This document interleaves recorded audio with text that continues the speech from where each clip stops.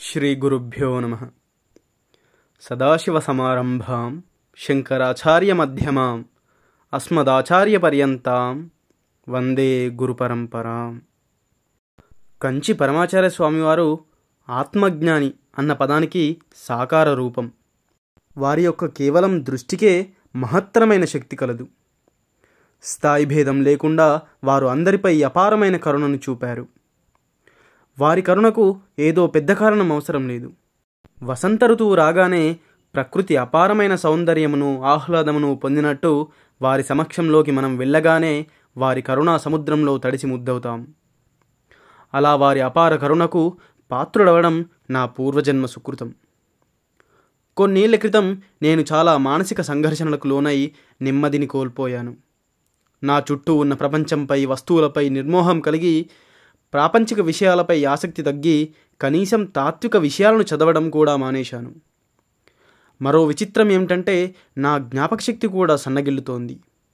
దశాబ్దాల పాటు నేర్చుకున్నదేదీ గుర్తుకు రావట్లేదు. అన్ని రకాల చికిత్సలు విఫలమయ్యాయి. కుటుంబంలో అందరూ నా పరిస్థితి చూసి ఆందోళన చెందుతున్నారు. ఇటువంటి దీనావస్థలో కంచిలో చాతుర్మాస్యం చేయాలని శ్రీ జయేంద్ర సరస్వతి స్వామివారి అభ్యర్థనను మన్నించి పరమాచార్య స్వామివారు మహారాష్ట్ర నుండి కంచి వచ్చారని తెలుసుకున్నాను. వెంటనే కుటుంబ సమేతంగా కంచికి వెళ్ళి మహాస్వామివారి పాదపద్మాలకు సాష్టాంగపడ్డాను. సంపూర్ణ శరణాగతితో స్వామివారిని అర్థించాను. మహాస్వామివారికి మొత్తం నా బాధలను చెప్పుకున్నాను. ముఖ్యంగా నాకు జ్ఞాపకశక్తి తగ్గిపోవడం, దీనివల్ల నాకు ఎంతో ప్రీతిపాత్రమైనటువంటి శాస్త్రబోధన కుంటుపడడం అన్నీ విన్నవించాను. ఇంతకుముందు పరమాచార్య స్వామివారి ఆదేశం మేరకు శ్రీ జయేంద్ర సరస్వతి స్వామివారికి తర్కశాస్త్రం బోధించాను. తరువాత స్వామివారు నన్ను శాశ్వతంగా కంచి శంకరమఠంలో ఉండిపోమ్మని ఆజ్ఞాపించారు. శిష్యులొకరిని పిలిచి ఒక రుద్రాక్షమాలను తీసుకురావాల్సిందిగా ఆదేశించారు. ఆ రుద్రాక్షమాలను చేతితో తడుముతూ చాలాసేపు మా కుటుంబ యోగక్షేమాలను విచారించారు. ఈ మాలను ధరించు అని వారు ఆజ్ఞాపించగానే తీసుకొని వెంటనే వేసుకున్నాను.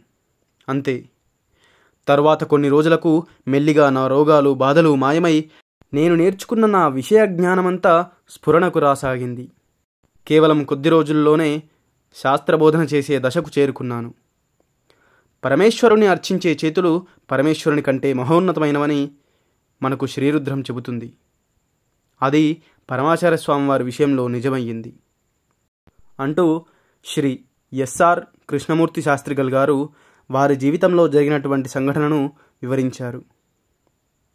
అపార కరుణాసింధుం జ్ఞానదం శాంతరూపిణం శ్రీ చంద్రశేఖర గురుం ప్రణమామి ముదాన్వహం. సర్వం శ్రీ గురు దివ్యచరణారవిందార్పణమస్తు. స్వస్తి.